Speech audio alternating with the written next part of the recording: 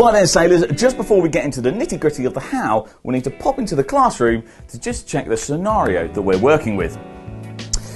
With this scenario, you need to think about the wind and the tide. Are the wind and the tide moving together, or the wind and the tide opposing each other? We call this wind with tide or wind against tide. And in this particular scenario, we're looking at wind with tide. To anchor, you need to approach your anchorage on a close reach. You can spill and fill the sails to control your speed.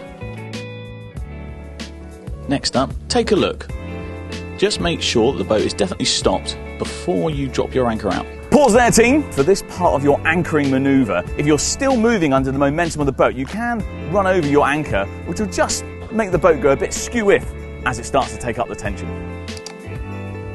Now that that's done, it's time to drop the anchor and pay out the chain and the warp.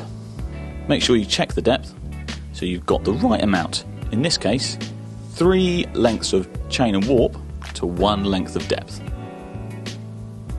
I'm going to lift the centreboard up to help the boat settle. And once there's some tension in the line, I'm going to take transits out the front and the side of my boat to make sure I've stopped.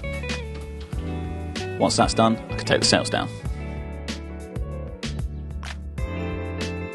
So step 1 is to hoist your sails, ready to depart your anchorage.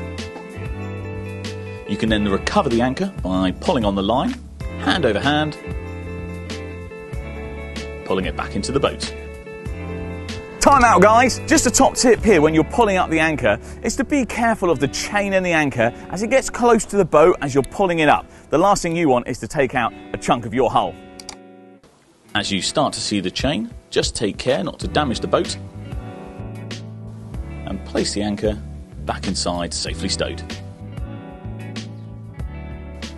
Once that's done, you can sail off by unfurling the jib, sheeting in the main and bearing the boat away from the wind.